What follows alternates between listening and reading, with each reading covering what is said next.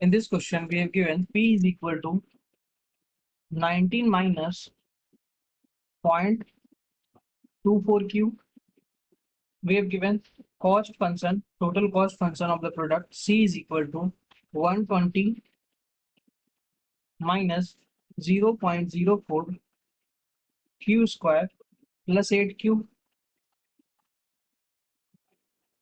In first part, we have to find the company's revenue function. So see, we have given P function, C function. So we can find revenue function, that is P multiplied by Q. So just multiply P function is 19 minus 0.24Q multiplied by Q. So just multiply this, we are getting 19Q minus 0.24 Q square.